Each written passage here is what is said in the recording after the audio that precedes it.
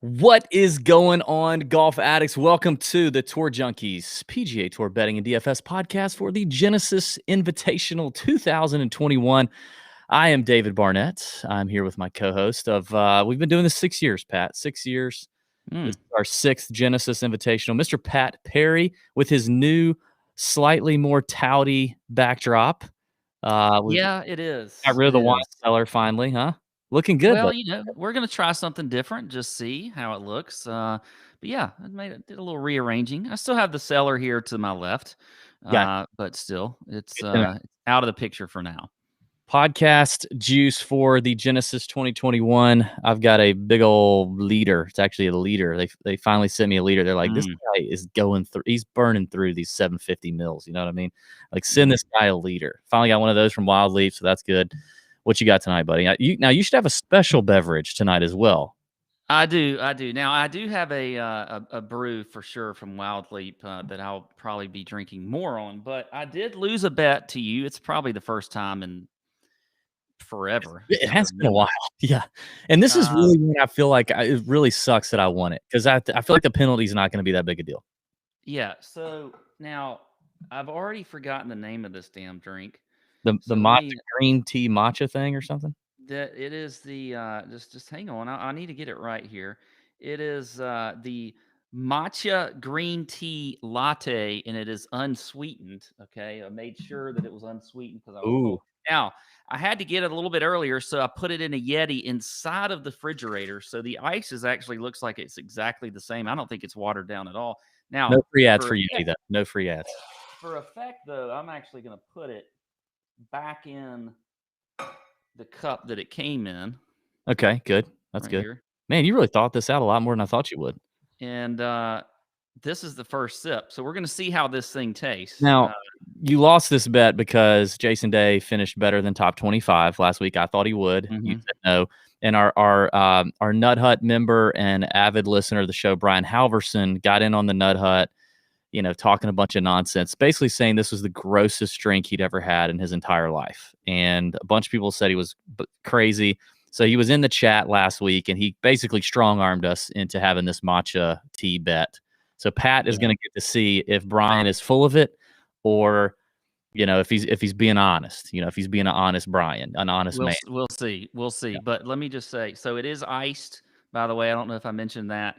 I like green tea and I like lattes. So already going into it, I feel like it's not going to be as bad as Brian. Like, I don't know if Brian's being honest. Brian's already catching heat in the chat too. Anthony AC is already calling him a drama queen. A lot of people are already saying he's just kind of being a soft little snowflake. Well, let's just see. Okay, take it down. Take it down the hatch. I'm going to take a big sip the first time here. Okay.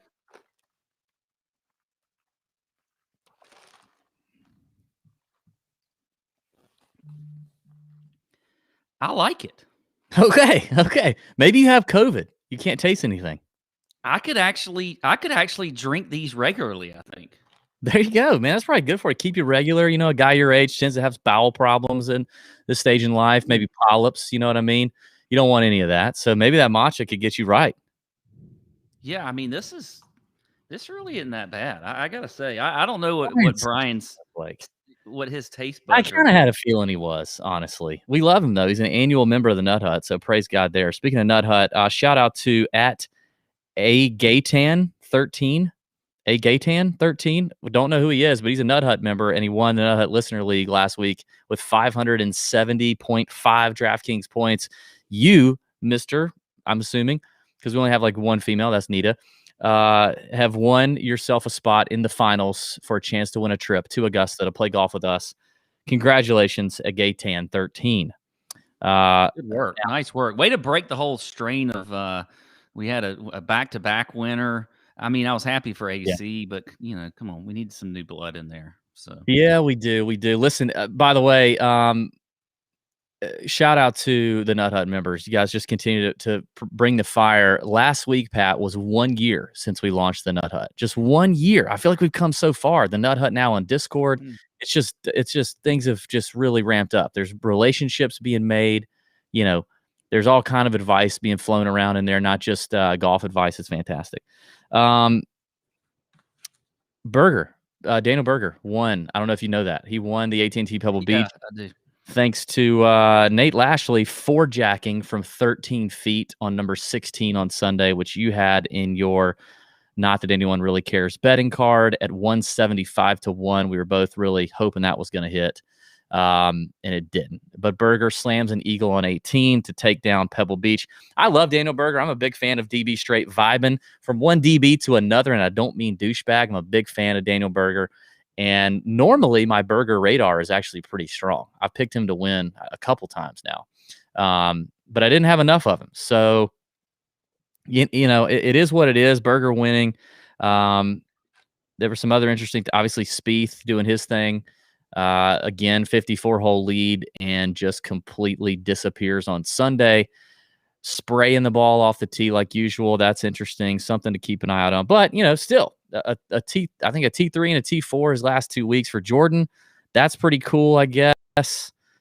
But some broken hearts here for the Tour Junkies with Nate Lashley not pulling it out. Yeah, that was pretty bad. You know, and not only him, I had it pretty much covered up as far as the betting card was concerned. I had Russell Knox up there. The honking horn sound effect here on the old. Well, I'm just saying. I mean, Lashley wasn't the only live one going into Sunday. I mean, we had Homa up there.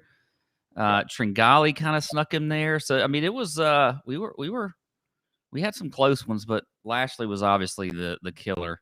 But the thing that kind of made me feel more comfortable was I don't think even if he hadn't had that four jack, I don't think he would have won anyway. Berger nailing that eagle on the last hole was pretty much that was a fantastic way to win a tournament. That's how you win a tournament. So definitely proud of old Berger. I did have a little bet on him. You know, I talked about him on the show as my what kick putter. Yeah, 18 to 1, and 18 to 1. So we did win. We just didn't write him up or any of that. So it wasn't really official. Yeah, it was actually a good event. You know, such a weak field. It was a really fun event. I enjoyed it on Sunday. So it's good stuff. We're moving on. It's Genesis time. Don't forget the Win Our Golf Clubs contest is still going on. You can win my TaylorMade P770s, I think, irons. I did a video about it a while ago, a couple weeks ago. We're going to let that run a little bit. I want to get to I want to get a few more good Apple Podcast reviews. All you got to do to win it is go to Apple Podcasts and leave us a 5-star review and write why you like the show or why you think people should listen to the show. And we're going to pick our favorite one. There's a lot of good ones so far.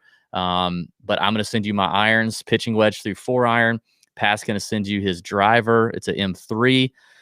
And maybe some other little TJ goodies thrown in the mix there as well, huh, Pat? Yeah. I might. I got a few Masters things that I could throw in there. So yeah, it's a good package, and the driver's pretty sweet. I mean, the only reason I'm getting rid of the driver is because I'm treating myself to a new one. So that's it. Yeah. It's a really. And you know what? The face of the driver is very clean. Okay. The sweet spot is about as been vacant for years. Yeah. So. I mean, if you're looking for a hot toe, then the toe may be a little dead by now. If you're looking at that. Cool. Yeah. Do that. Leave an Apple Podcast review while you're here. Go ahead and give us a comment here on the YouTube channel. Give us a like right now. We need that. If you're watching the stream, you're going to need to go ahead and comment after this and give it a big thumbs up. That helps us out. It's a way you can help us out. It's totally free. It costs you barely any time. Just put a comment in there. It doesn't matter. Just comment something. Talk about my shirt. Talk about Pat's new backdrop. Yay or nay. Talk about. By the way, speaking of your shirt, I mean, when you went to go shop for that shirt, did you say I want a shirt that looks like some Neapolitan ice cream? That's what I want is a shirt. Okay, so let me tell you, Daddy, why I got this shirt on. I'm about to show it to you. Every week I like to think, where are we playing and how can I dress thematically for the occasion? And some people probably don't even know that I do that or get it. And sometimes it doesn't work. I don't have anything, but we're in LA. We're in LA for the Genesis. And I bought this shirt a couple years ago at the Jordan Nike court in Chicago, which, by the way, you have to be escorted in by someone extra special to get into that. And I got to go. It's a second floor Jordan court in Chicago, and they have a small store downstairs. So this is a Nike Air shirt, but I got it because it reminded me of one of my favorite shows back in the day, based in LA, Fresh Prince of Bel-Air. Doesn't it look like Fresh? Here you go. Yeah, it kind of does. Kind of does. Now, I agree with you there. Story all about how my life got flipped, turned upside down, and I'd like to take a minute, just sit right there. I'm not going to do the whole song. What if I did, though? What if I did the whole song right here on the podcast? I could do it. I wouldn't put it past you. So I thought this was very LA, very LA. Bel Air, it's right there in that LA area. I feel like that's what this is. So, comment on the shirt. Comment, what was your favorite 90s sitcom? You know what I mean? Did you think Aunt Viv was kind of smoking? I don't know. Maybe you could comment any of that down there in the comments on YouTube. Give me a thumbs up. All right, let's get into this, Pat. We are going to have a special guest join us at any minute here. This is the element of surprise, element of surprise. Some of you may already know who it is. Some of you may not. We're going to have a guest picker tonight.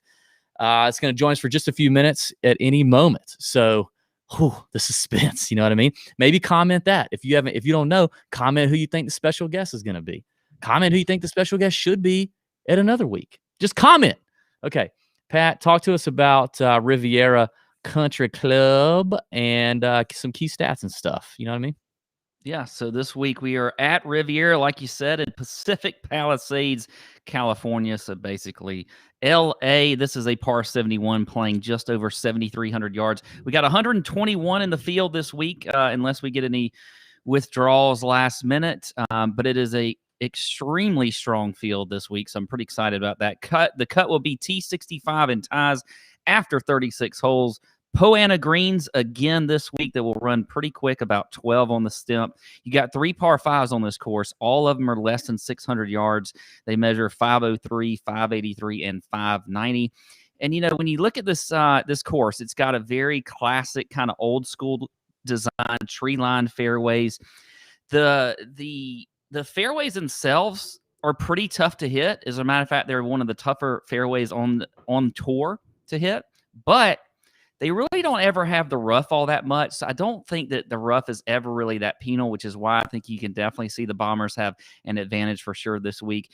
I'm definitely looking at strokes gained approach and ball striking. I think those are going to be key. And then if you miss these greens, which are relatively small, kind of like we saw last week, I do think you got to scramble. That should be very important this week. And we also see we tend to see course history show up a lot more for this course just over the years. So I do think some experience out here is important when you're looking at who you're going to play this week. The greens, again, I think they're very tricky, so I think that's important as far as your experience is concerned. They're very undulating and quick, like I mentioned before. This course does typically play fairly difficult. So for me, the stats are going to be course history, recent form, as always. I'm going to look at strokes gained approach. I'm going to look at ball striking and then scrambling. Our past champions, Adam Scott last year in 2020, JB Holmes in 2019, Bubba 2018, his third win here, DJ in 2017, and then Bubba again in 2016, and James Hahn, who I've talked about a little bit lately, back in 2015. So there you go. That's the course preview. I believe we got a guest, DB.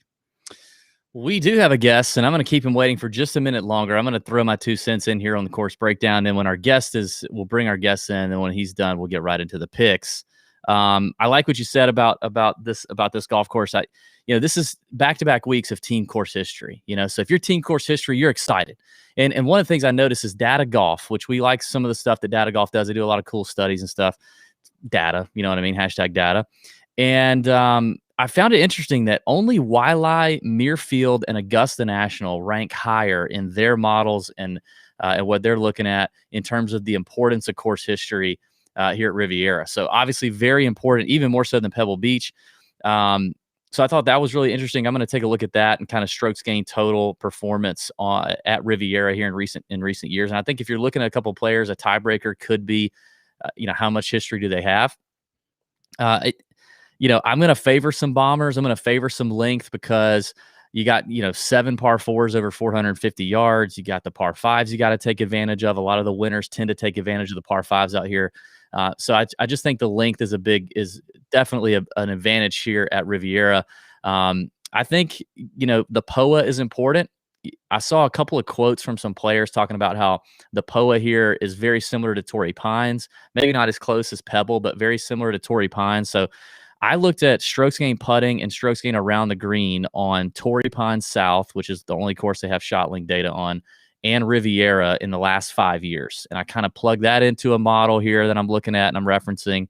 Par 4 scoring 450, 500, par 5 scoring strokes gained off the tee, strokes gained approach here recently. And but it's a stacked field, tons of big names. Obviously, if you're playing DraftKings, leverage is important every single week. Ownership leverage is important. Having some low-owned guys in there to take you up the leaderboard if they hit is important. But with all these big names, ownership's going to be pretty spread out, I think. So it'll be interesting to see where people go. There's probably going to be a couple folks up top in the 9K range that people tend to start lineups with. Balanced is definitely an option in terms of strategy and DFS. So all that is at play. We'll get back into the picks here shortly.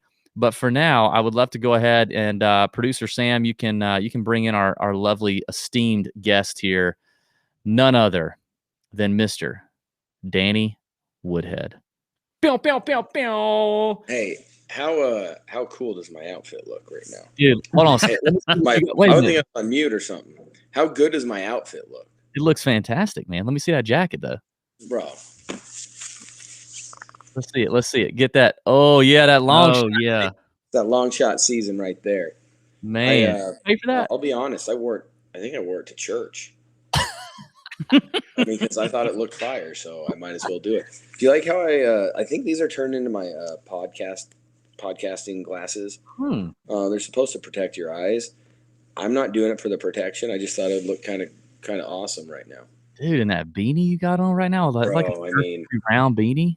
So you don't do like the one with like the bunch in the back. You know what I'm talking about? Yeah, I know what you're talking about. No, I don't. Not usually. We need to get Pat to wear one of those. I think kind of like Rocky.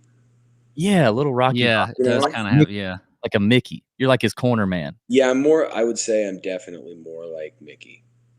I feel I have a little Mickey in me. Do people ever think you're Mark Wahlberg? You know what? I have had that before. See, you kind of look like in the face and you're jacked, Yeah, I don't see that, but I mean, I'll take it. Mark looks good. Oh, dude, I would kiss Mark possibly on the mouth. I love Mark. Yeah, it would be even weirder if you didn't. I'd be a little bit offended if you did. I'd be like, really, bro? Wait a minute, you're not? Yeah. Oh, wait. Oh, yeah. Me neither. I wasn't going to either. So what do we do now that we were talking about that, right? Our boy Josh Kistler in the chat is watching. He's saying, hopefully you're at a non-denominational church. Oh, 1,000%. I also wore no. So that was a couple weeks ago. This week, I just noticed it. I wore the Tour Junkies hat that you have on, the black one. Oh, praise God, man. Yeah. So yeah, it definitely has to be non-denominational in order to wear that. Do you think I could wear my shirt in church? Without a doubt. You could wear sweatpants too, joggers. I don't care. As long as you have some clean shoes on. You just got to let the Lord, you know what I mean? You got to let it either way. You do. You do.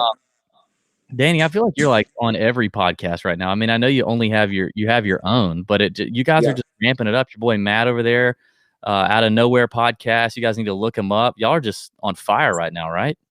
Well, we just decided to start doing it a little bit more and having fun. And for the first, I don't know, 6 months, we were just kind of whatever, we're doing it. Like, oh yeah. And I think we I don't want to say we figured it out, but maybe, I mean, I'm sure you guys know the first however long you're like, what are we even doing? Yeah. And we had no clue. No clue.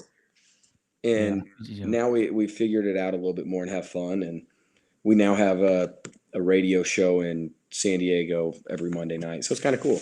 Okay, then.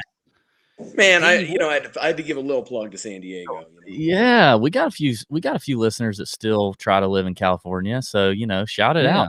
Shout it out. Yeah, for sure. Danny, I got to ask before we get into some picks. All right, so the Super Bowl was a couple weeks ago or a week ago. Yep. We had, though, afterwards, Brady letting loose a little bit. I know you saw that. What did you think about that? Have you seen him like that before? Because all I ever think about is Brady's only putting good shit in his body, like nothing bad. Yeah. So seeing a little Brady just letting loose was it made me happy. It gave me a little warm feeling. My guess is he realized that you can. I mean, just like everyone else that leaves there, it's like you can smile and stuff. So I mean that's way past smiling, right? But he just realized like, oh, I'm free to not feel like I'm going to get in trouble for anything that I do. Right. Yeah. I mean, yeah. groundbreaking, right? Absolutely groundbreaking. Yeah. I don't know if that's true in 2021, my man. Well, fair. Well, I but mean, for for him, being drunk, though, I mean, 2021, if you can't be drunk in public, I mean, where are we as a society? Yeah, but think about, you look back to any of those parades that he had for the Patriots. It's just like holding it up and like gritting his teeth. And it's like, Yeah. He actually looked like my favorite thing of the whole, any of the videos, pictures, was when he threw the Lombardi trophy. That was amazing. I actually wish it would have went in the water, just because that would have been even cooler. But did you see Gronk laying down and putting it on his ass? Did you see that? No, I did not see that. I missed But that. it does not surprise me at all. That one's even better. Yeah. That's amazing. Yeah. The thing is, they're clearly having fun, and it's, if you've played there for so long, like Tom played there for what, 20 years almost. He finally got out and realized, now New England does it right for what they do, but you can also do it right and enjoy it a little bit more, and not be so regimented, robotic. Oh, I feel that. That's what we try to do here on the Tour Junkies podcast, man. I love it. We try to have fun. Tampa Bay. Right. You're more Tampa Bay. Yeah, we're way more Tampa Bay. For sure. Oh, for sure. Yeah. Danny, talk to us a little bit today. This week we got the Genesis Invitational. It's in LA. You played in San Diego, nowhere near LA, kind of, but California, whatever. You're a cool guy. You look like you belong in California somehow, even though you're right. My mustache. Yeah. Yeah, you look like Judah Smith right now, if anybody knows who that is. The Smith. Oh yeah, I know who he. So what are you thinking, man? We want to have some guest pickers on here. See what you guys got. Last week we had Colt Nost. He didn't hit anything. He came close, but he didn't hit anything. So we want to see. He picked Jason Day, who played well, and he picked Max Homa, who played well. But you win or go. It's win or nothing. There's no, if you ain't first or last kind of thing. We're talking outrights. Have you had a look at the odds? Who's the guy that, if you had to pick one guy to win it, who is it? Well, it's hard because I would always pick Rory, because his swing just makes me just smile. Oh. There's nothing better than watching Rory hit a golf ball. I would not be shocked to see Finau, get his second win.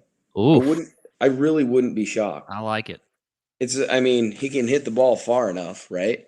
Yeah. And you guys were talking about how there's 7 over 450 par fours.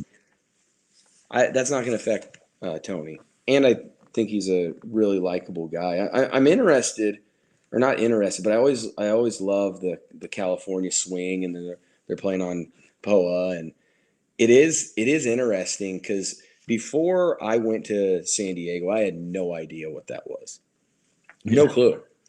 And that's the course that I played a lot was Country Club in Rancho Bernardo. It's in northern San Diego, more inland.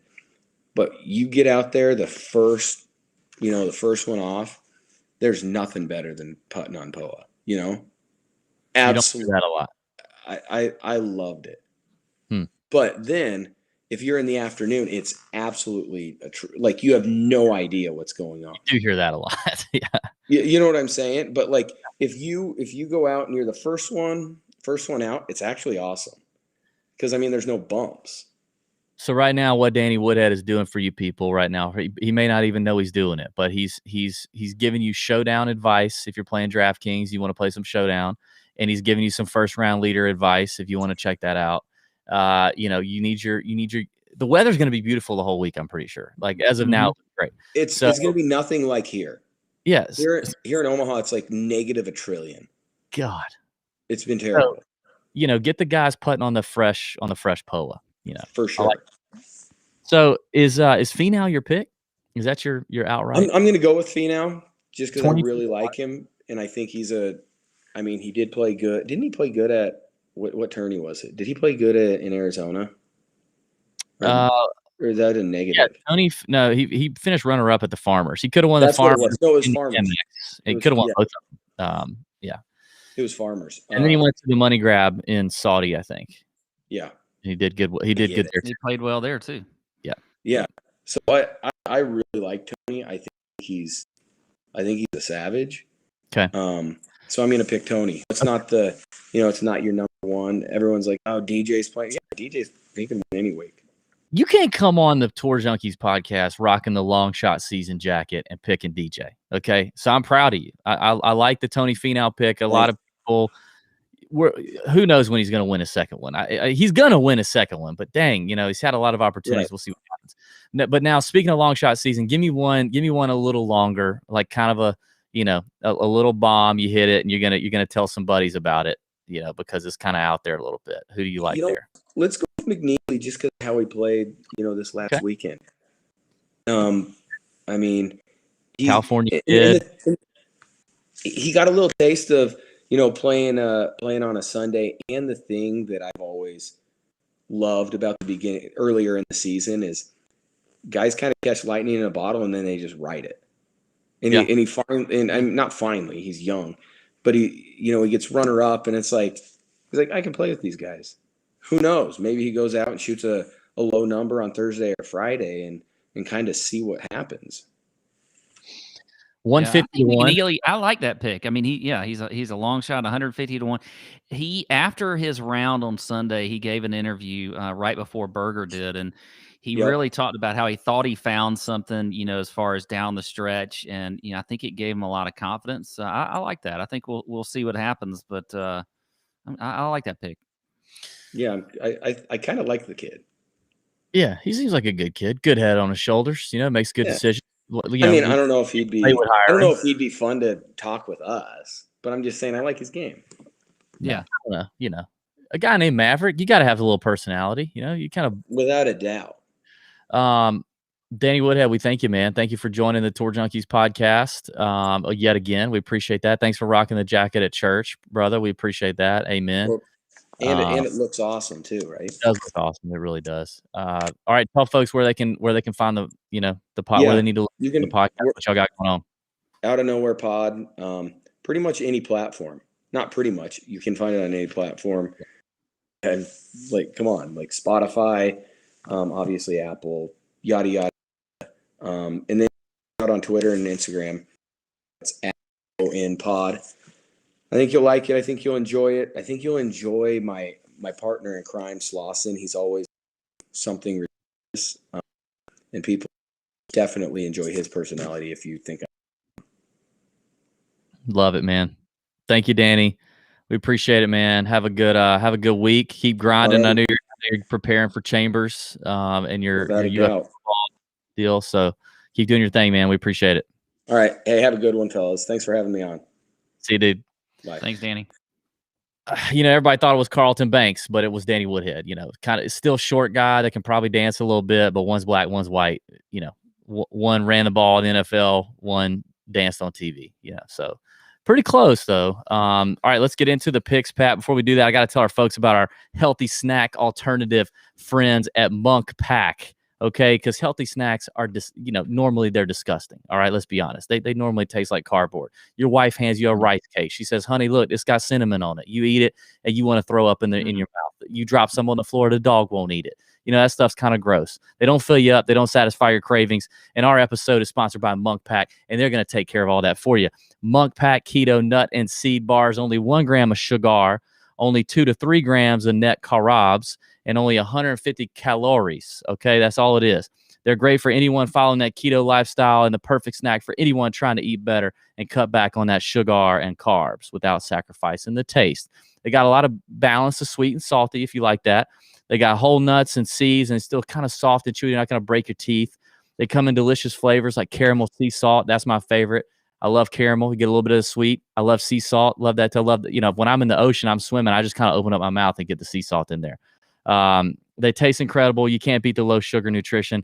And you can just go shop online. You can avoid the trip to the grocery store, get Monk Pack delivered right to your door. Try it for yourself, and you'll see we have a special deal for our listeners. Get 20% off your first purchase of any Monk Pack product by visiting monkpack.com and entering our code Tour Junkies at checkout.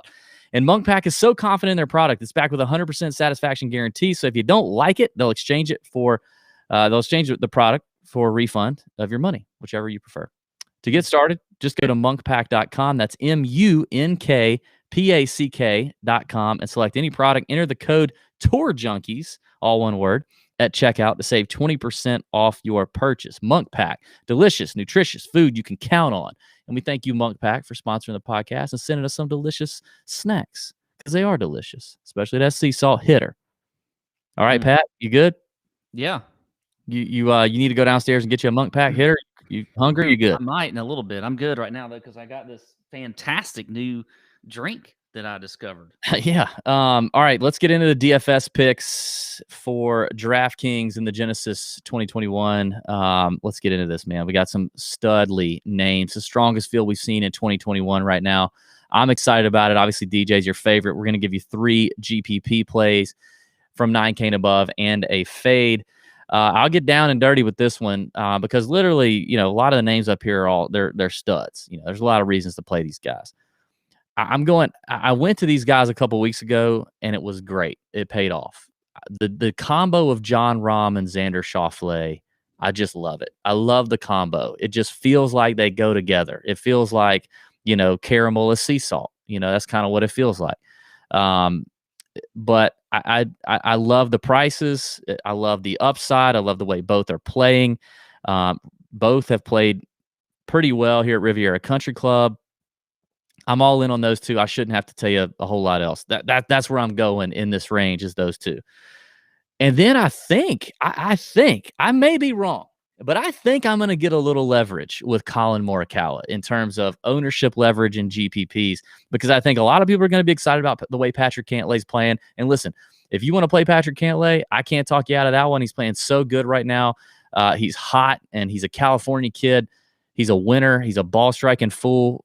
I can't talk you out of that one. Berger's exciting because, he's won twice now in the last 6 months or 7 months. He's got a ton of top 10s he's racking up. He's hitting the ball well. No reason to avoid Berger either. I kind of feel like Morikawa, we haven't seen him on the PGA Tour since the Sony. He did play overseas, but I think he might be the forgotten man. And I like the ownership leverage I'm going to get with them. I love that he's 5th in this field over the last 24 rounds in strokes gained approach. It's an iron contest. It's all about hitting these greens and setting yourself up for some putts. I love the leverage I think I'm going to get with Morikawa. Now, we'll see how the projections shape out, but I think that's what's going to happen. My fade, it's 2021. I haven't done this yet, Pat. And I'm not doing it just to do it. I'm really not. But when I look at this range, I don't want Bryson DeChambeau. I'm not doing it just because I don't like the guy, okay? Everybody's going to be chirping in the chat. Just hates Bryson. I think about, how this golf course is going to require precision iron play, but you are going to miss greens out here. And his scrambling game is not fantastic. He's 24th in this field in the last 24 rounds. I'm sorry, 67th in this field in the last 24 rounds in strokes gained approach. If you look at strokes gained putting for Bryson on Torrey Pines South and Riviera, those two golf courses, obviously Riviera's this week, Torrey Pines, similar greens. If you look at those in the last 5 years, he is 108th in this field in putting on those surfaces. And, he's only played once since Tournament of Champions. He played Saudi Arabia. He finished 18th. In a money grab event, European Tour event that did have some big names, but he finished 18th. And, only playing once since Tournament of Champions. I don't want anything to do with Bryson. I'm out. I don't, if it was a bomb and wedge fest, maybe, but it's just not, the approach play is not good for Bryson right now. He needs to figure it out to really, really get deep and win a bunch of events. So I'm out. So your first two were Rahm and Xander? Yeah. Okay. By the way, I don't mind Bryson this week, so I'm a little against you there. But yeah, my favorite play up here over 10K was Jon Rahm for all the reasons that you said. He's playing extremely well right now. He's got, a good course history here. He checks all the boxes when you look at approach, off the tee, putting on Poana. So I like Jon Rahm. I'm going back with Patrick Cantlay at 9,600. Another guy who has played extremely well on this course. You look at the last few years. I mean, he is T17, T15, and T4. I like that price at 9,600. Probably could be a little bit chalky. We'll see. But this is another course that I think he can do well on. And then I'm going to go with Danny Woodhead. I like Tony Finau. Oh, I thought you were going to play Danny Woodhead. I was like, what? Wait a minute. We're going to go with Danny Woodhead? I'm going to play Danny Woodhead. No, I'm going to go with his pick as far as the bet. But I like Tony Finau in DFS as well at 9,300. I mean, when is he going to win? I don't know. It's got to happen at some point. I think it's going to happen again. And you look at the way he's been playing recently, it's extremely well. You look at the stats. I mean, again, across the board, he's 20th in approach. He's 19th in scrambling. He's 20th in ball striking. He's top 20 in both. We know he can drive it a long way. He's top 20 in that par 4, 450 to 500 yard stat that you mentioned earlier. So I like some Finau there right at 9,300. My fade is going to be last week's winner, Daniel Berger. Now, I do know, look, there's not many reasons to fade him with the way he's playing. But I do think that price should probably be a little bit higher when you look at him compared to some of the players in this field and how he's been playing. I wonder if that's going to make him a little bit more chalky at 9,400. He does not have a very good course history here. Out of the last 5 years, he's only played here twice, and he's missed the cut both years. So I think that, maybe there's something to that. Maybe he's not a big fan of this course. I don't know. But I will fade Berger at 9,400. Probably a little bold there, but I'm still going to do it. Hey, I like the boldness. You're the bold, I'm the beautiful in this operation, man. We love it. All right, let's get to the 8K range. We're going to give you 2 GPP plays and a fade. I'm already getting people in the chat talking about this person's chalk. Everybody's talking this guy up. Listen, it's freaking Monday night, okay? It's Monday night. We don't listen to people's shows before our own. We just speculate what's going on, right? That's all we do. We speculate on what's going on. But the ebbs and flows of projected ownerships are just that. They're constantly going up and down. It is what it is. Like I'm projecting. Why the nut hut's so important. That's why the nut hut's so important. I'm projecting what I think people are going to do.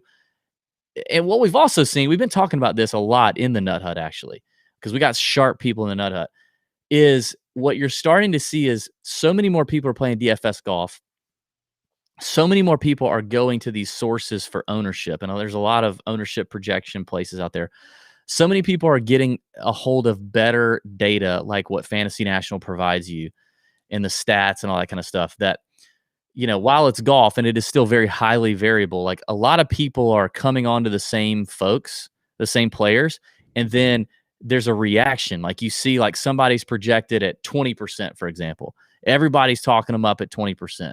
And then, everybody's doing their live chats on Wednesday, or their nut huts on Wednesday, or their secret special emails like the chalk bomb.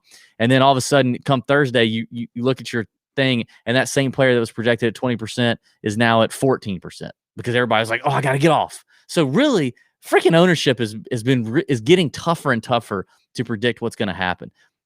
So I'm doing my best here. Give us a break is what I'm saying. All right. Mini rant over. Should I start the 8K range? No, I got it. I'm going to make this quick and dirty. I mean, I love Victor Hovland at 8,700. I love the approach play. He doesn't have history here really to speak of.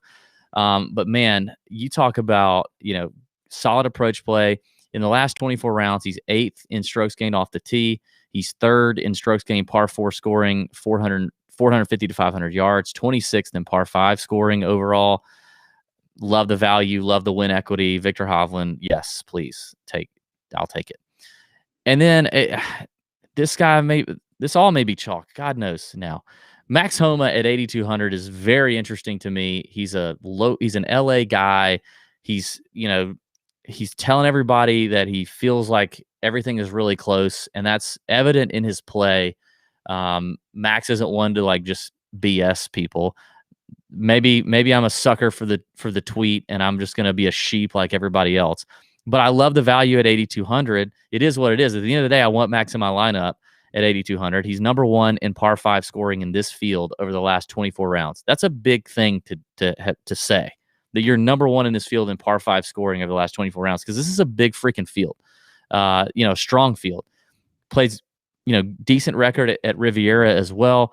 Looking at putting and strokes gained around the green on Torrey and Riv, it's actually really, really good. And putting's not really his thing. Like, he's not incredible at putting, but he's 33rd in that category in this field and 26th in strokes gained around the green. So I really like Max Homa here. I think it's a safe play. I'd play him in cash. I like it. I'm fading first timer here, Will Zalatoris. I think Will's tired. Will's been playing a lot of golf. Okay, a lot of these guys are playing golf. Okay, but he's playing a lot of golf and trying to like really secure his card as he continues to move up the world golf rankings. I know that's happening. He's like 49th in the world right now, but I mean he's trending down. If you look at his recent results, T7 at the Farmers, T17 at the Waste Management, T55 last week at Pebble Beach. Like, he's stalling out a little bit.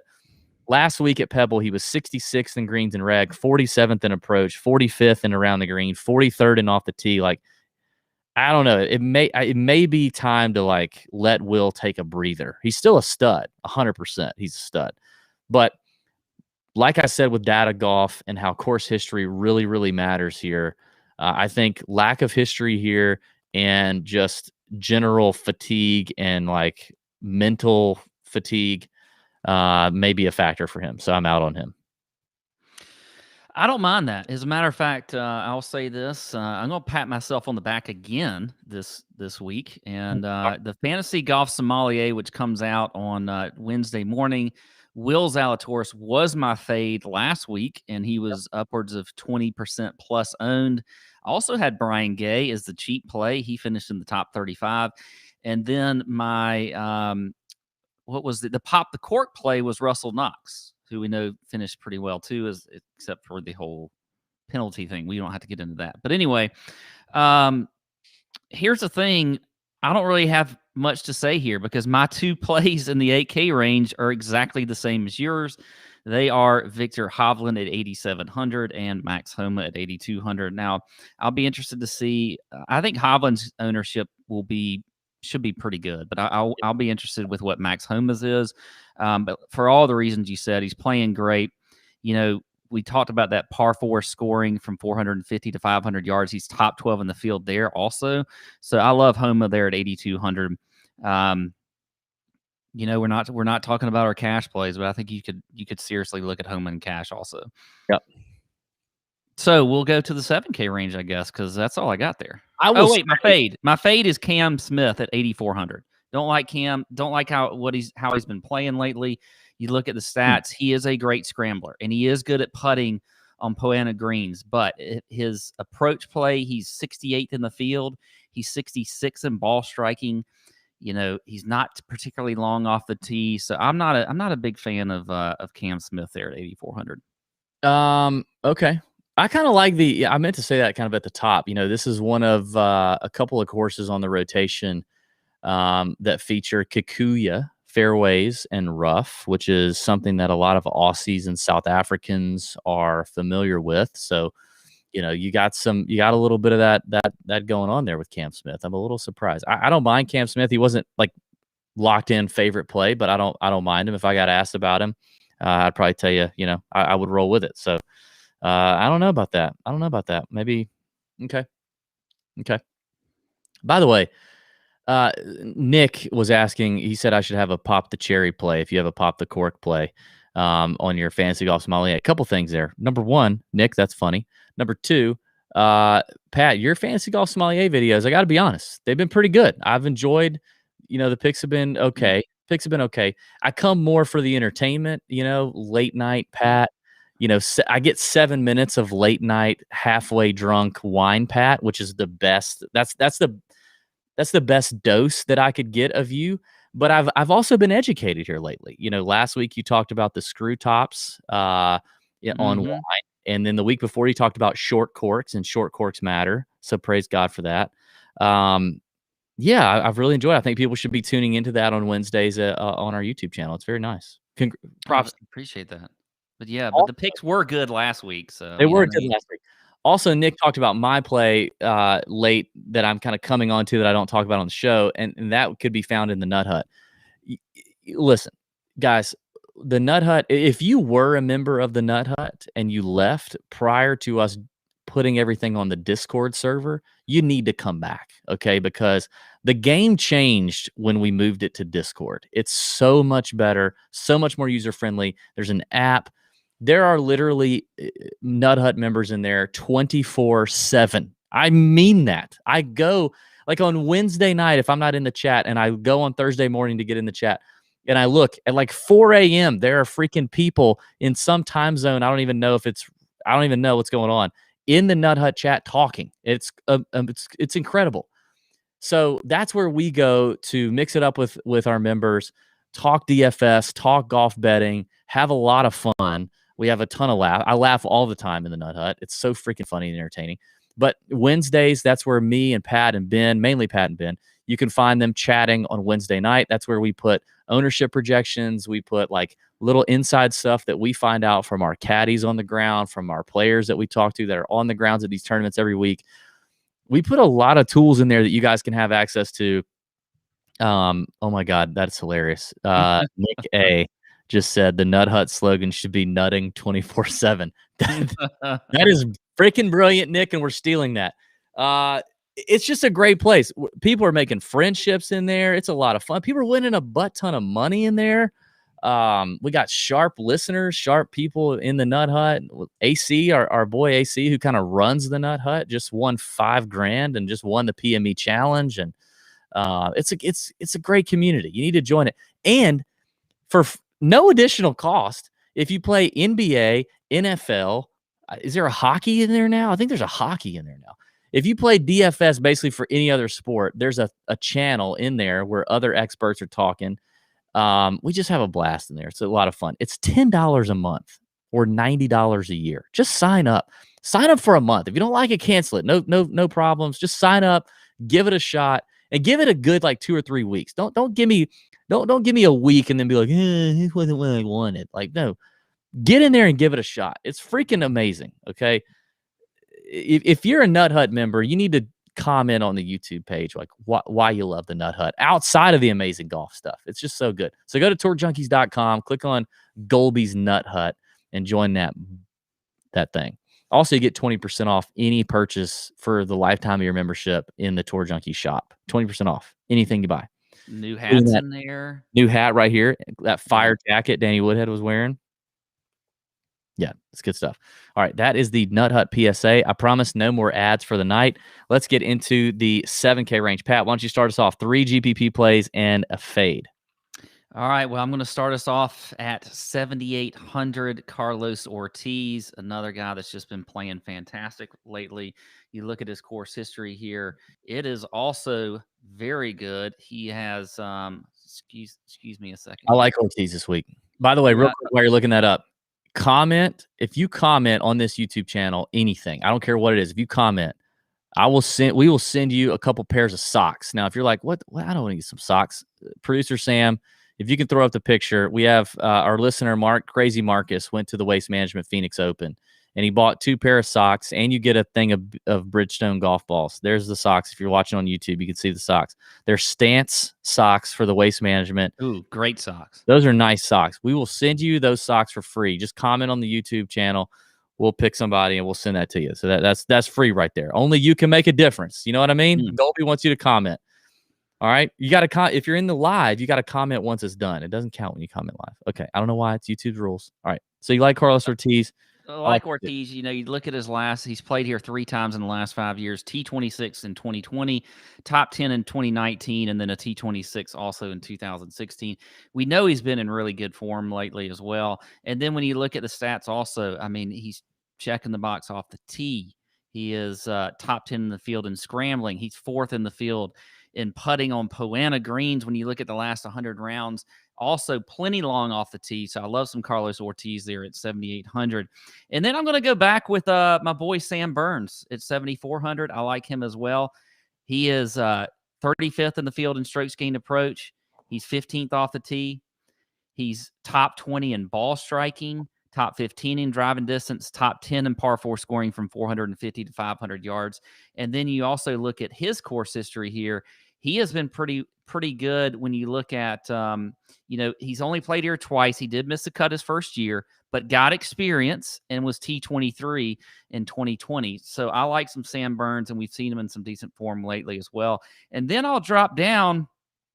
I have never said this guy ever on this podcast, and this is a risky play. Let me go ahead and let me just throw that out there before I get all the haters, okay? But this guy's going to be literally like 0.1% owned, probably, maybe a little bit higher because I mentioned him, which I'm not trying to give myself any credit, but I'm just saying.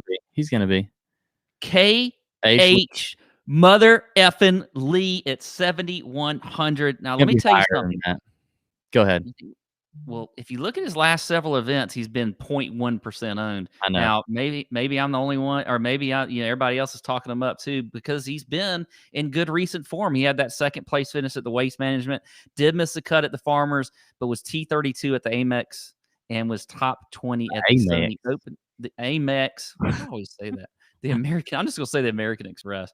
But you also look at his history here as well. He's played here twice with a T13 last year in the top 25 in 2019. So KH Lee, 7,100, super low owned guy. I think you can play in GPPs. My fade is going to be Gary Woodland at 7,600. We have not seen him here in a while. I think there could be a reason for that. He may just not be a big fan of this course. His form has been kind of spotty lately. I know there was a few weeks ago when he played pretty well and everybody was saying he was back, but then he missed a cut like the next week. So I'm just not that confident in Gary Woodland at 7,600. So and people know Pat's record of projecting ownership is rather abysmal, to say the least. Like, Pat projecting ownership is like, okay.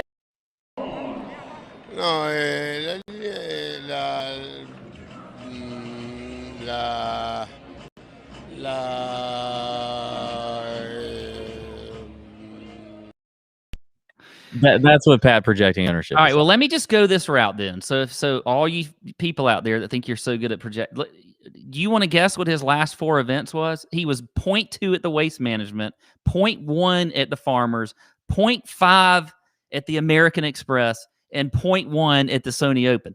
I'm telling you, he's still going to be pretty low owned. It's not like you're going to get him at like 5% or anything. I don't think so. Okay. Not in a field like this. All right, I gotta say, I'm gonna get to my pick. I like the Ortiz pick. I like him a lot. Plus, like, he's had a couple chances to win here lately, and I like that experience for him. Obviously, he won in the fall, but then he had another chance just a few weeks ago. So I like that. All right, I'm gonna try to give you some real leverage plays. I hope they're leverage plays. Okay. KH Lee is not a leverage play. But KH Lee is for sure a leverage play. I mean, he's not gonna be like super chalk, but I think he's gonna be higher than you think he is. All right. Plus, like, Pat Mayo loves him. I'll be on the Pat Mayo show tomorrow. So on Tuesday for the DFS picks. If anybody wants to watch that, check that out. Pat loves KH Lee. I'll see. Maybe I'll see if Pat, I'm being completely 100%. I don't listen to any shows before I do this. But I mean, he talks about him like every week. I'll see if I can convince Pat to get to not pick KH Lee for you. I'll make that position. Okay, I'm going to go with $7,500 Corey Connors. I'm getting on the Corey Connors train. Not a great record here, whatever. He's a ball striker. I'm going to take my chances. Listen, here's what he's done in the last 24 rounds. 37th in approach, 13th off the tee, 12th in par 4 from 450 to 500 yard scoring, and 28th in strokes gained par 5s. For only $7,500, that's strong to quite strong. 17th at the Waste Management, 37th at the Farmers, the first event where he's kind of shaking the rust off, improves at the Waste Management. Missed the cut here last year in his only time out, but a ball striking guy. I love the price and the upside with Connors. He gives you winning upside at $7,500. I love it. Then I'm gonna go to our boy, the Gooch is loose, Taylor Gooch at 7,200. Taylor with an O. Taylor Gooch, 7,200. I really like his ability off the tee. Like, he's long enough and he's pretty accurate. He checks a lot of boxes in here. He's played this place pretty well at Riviera. Let's see. He's done 10th last year, 20th his first time out in 2018. Just recently, nothing to write home about, but he's played okay. 21 at the Amex, or the Amex, as you would say. Yeah, I like Taylor Gooch at 72, and then I'm gonna drop down. I'm gonna give you a South African that likes a little Kikuya and hits it a long way. That's our boy Dylan Fratelli. Doesn't check a lot of boxes. I'll give you that. Maybe basically par 4 from 450 to 500. He's pretty good. But like other than that, like he didn't start off 2021 all that great. T53 the Farmers, Waste Management, he missed the cut, but I don't really care. I think this play suits him well. He's added a lot of distance in the last 6 to 8 months. His first time out here at Riviera, he finished 28th. Last year, he missed the cut. In the last 6 to 8 months, though, Fratelli has gotten longer. So South African, Kikuya angle.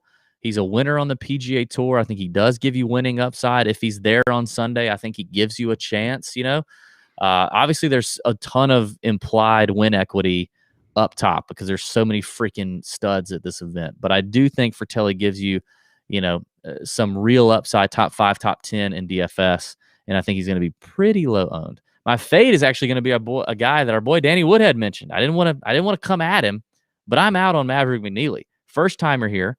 Last 24 rounds, he's 107th in approach, 60th off the tee, 69th in par 4, 450 to 500, and 48th in par 5 scoring. He's kind of inconsistent. I just don't love Maverick McNeely. He got a lot of play, got a lot of airtime Sunday.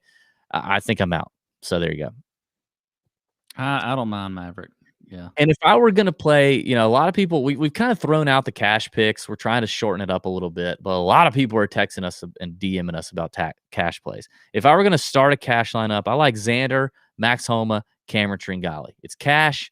Worry less about ownership. Worry more about getting 6 of 6 through the cut.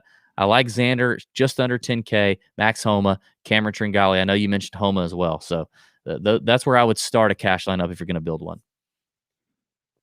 Okay. Let's get to the 6K. Any names there in the 6K that you're digging?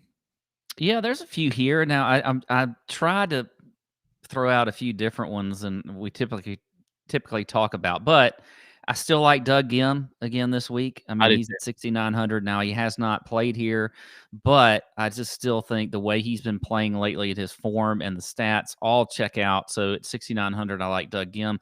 Also like our boy HV3. He's a guy that has kind of spotty history here, but did finish top 15 last year. Missed the cut in 2019, T60 in 18, missed the cut in 17, but then had another top 26 here in 2016. So I think HV3, now, if you looked at him last week, he had a pretty good first round and then just kind of did nothing and did not play well the second round. I think, though, he is I just feel like we could get another good week here out of Harold Varner at 6,700. And then Brian Stewart down there at 6,400. He's another guy. When you look at his course history here, he's got a T23 last year, T60 in 2019, T39 in 2017, and then he's been in pretty good recent form as well. I mean, you look at just the last few weeks, he had a T23 last week, T39. No, he was T16 last Brian week. Stewart? Yeah. No, he was. Oh, yeah. You're right. I'm sorry. I'm looking at history. Yep. T58, the Waste Management. He did miss a cut the Farmers, but then 2 straight top 50s there at the American Express and the Sony Open.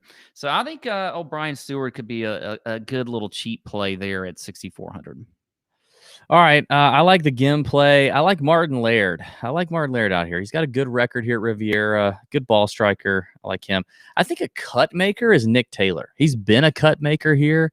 He made a couple cuts already to start the year. I don't know that he's got a ton of upside. Maybe top 30, top 35 upside. So if you're playing like a single entry, 3 max entry GPP, smaller field GPP, Nick Taylor could be interesting. But I like Gim, Laird, Nick Taylor. It's tough for me to avoid Stifler's mom, Stuart Sink a little bit, but yeah, I'll probably just stick with that. Yeah, I think that's it. Let's rock and roll over to the sports betting side. I got a lot of good stuff. I had a lot of time to prep today, so I'm kind of feeling it for the sports betting stuff. I got some outrights. I got some, I got a top 20 that I really like. I have a couple matchups that I really like, and I have a prop that I actually kind of like. So, Pat, let's start off with you. Shorter names, shorter odds. Who you liking up there at the top?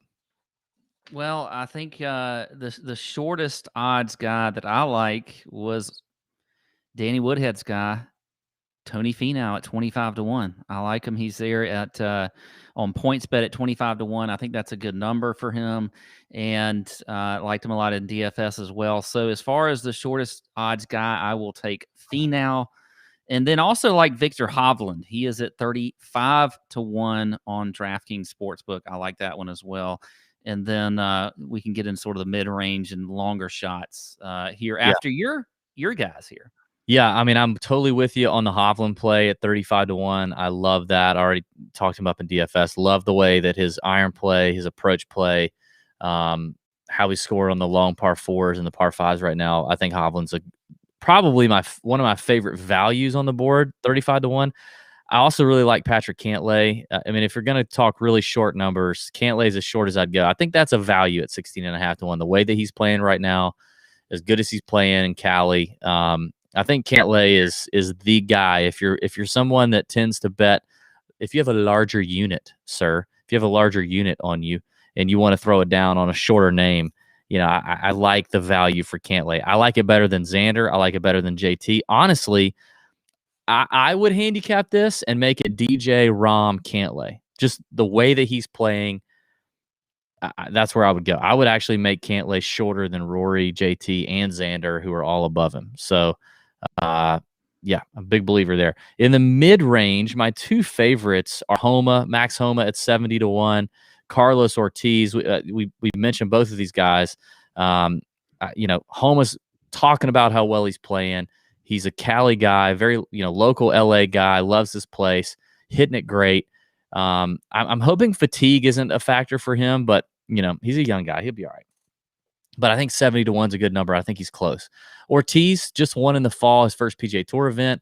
Finished, I think, 4th just a few weeks ago. Had a chance to win it late on Sunday. Just had a really bad Sunday at 90-1. Hits it a long way. I think he sets up well for this place. So, I'd like those two in the mid-range. I think there's a lot of value there. Yeah, I mean, I'm totally with you, especially on Ortiz and Homa. A guy that we have not talked about the entire show, and it makes me wonder if I'm about to throw his name out there and he withdrew and I didn't even know it, and that's Hideki at 45-1. He did not withdraw. So, I mean, we haven't talked about him, but he has a tremendous course history here. I know his form has not been all that great. I do realize that. But you're getting him at 45-1 on DraftKings. I think that's a good number for a guy with his history here. And just look, he's a class player. So I like him at 45-1. And then, like I said, I'm with you on Ortiz and Homa.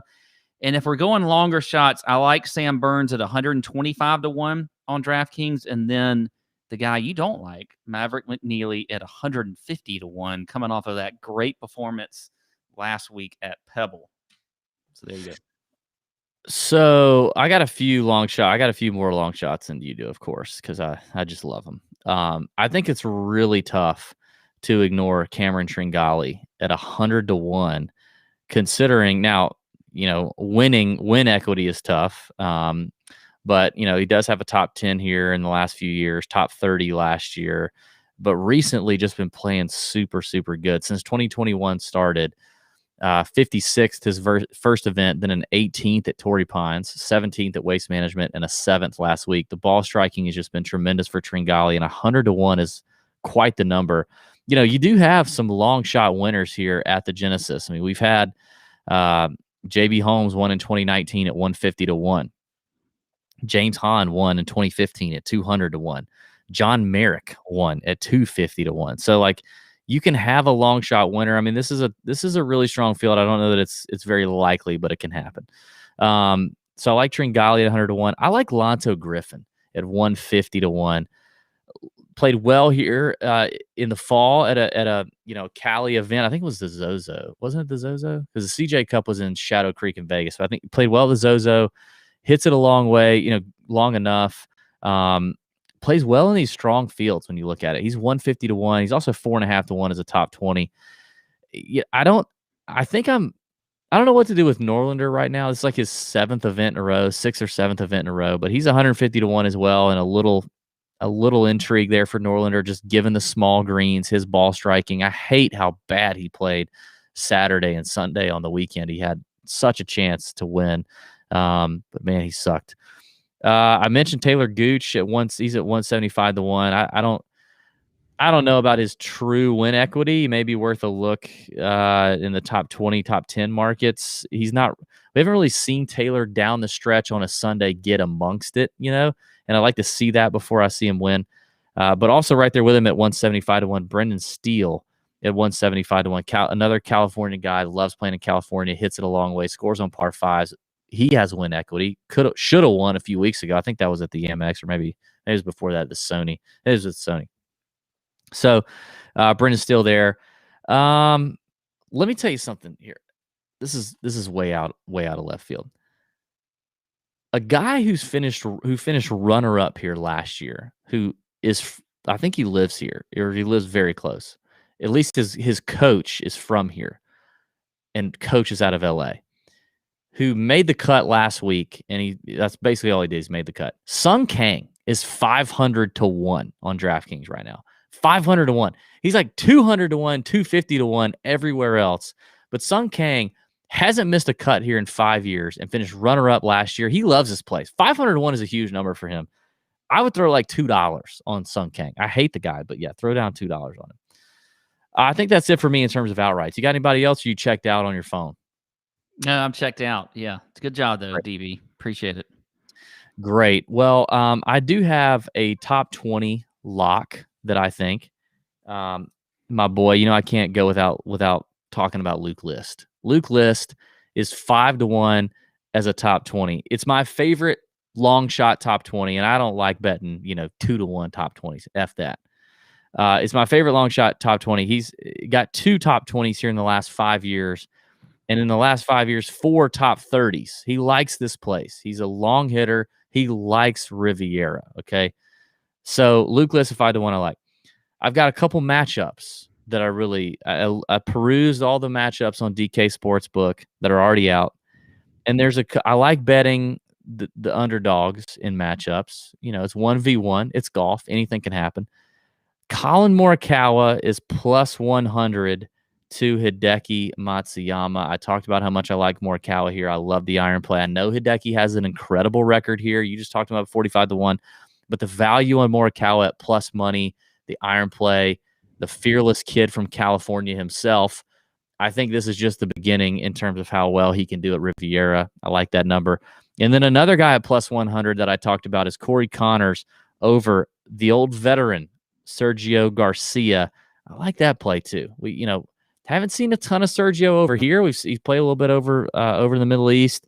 But I love the ball striking ability of Corey Connors. I just think Sergio can literally take himself out of it on Thursday with a massive round because he's just a little unpredictable right now in his old age. So plus 100, plus money there. I like it. And then I got one prop bet that I like. I'll end it with this. It's a prop to miss the cut. And again, I'm not going to take a number that, is like minus a number to miss the cut. Like, F that. But Will Zalatoris is plus 210 to miss the cut. I talked about old Will. He's played a lot of events. What'd I say? This is his first time playing here, 4th week in a row. Last 24 rounds, not fantastic. Okay. It's okay. And this is a strong field, so he's going to rank out differently there. But I think for the first timer at a place like Riv that requires a little bit of knowledge, local knowledge, the young kid's getting tired, mentally, physically, maybe. Probably not physically, but mentally, trying to get up in that top 50. I could see him trunk slamming here on Friday, and I like the plus 210 number there. What do you think? Anything? I actually don't like that. You don't? I don't. No. It's a miss the cut prop. I mean, it's not likely. I think he makes a cut. Ooh, bold prediction there. Yeah, but I don't mind your reasoning behind taking a bet on him to miss a cut. So, okay, all right. I make plenty of bold predictions. I don't have to everything doesn't have to be so bold. Blah blah blah. All right. Well, I think that's about it for the Tour Junkies podcast and the Genesis Invitational 2021. Listen, leave a comment, win some socks. It's that simple. You could use some socks. I know you could. You probably got some socks you need to get rid of. They're lovely Stance socks from the Waste Management Phoenix Open. Thanks to Danny Woodhead, our guest picker, for joining. And yeah, we appreciate you guys. May your screens be green. See you in the Nut Hut. Get in on that. Okay. I promise you won't regret it. Get in there. Let's go, Pat. Let's go do TJ After Dark. I'm starting to feel it right now. TJ After Dark on DraftKings YouTube channel. Go check it out. Me and Pat are going to go debate a few guys, talk about some betting stuff, and it'll be a good 20 minutes. Thank you, guys. Thanks for watching live. If you're on YouTube, we appreciate it. May your screens be green. See ya. Out.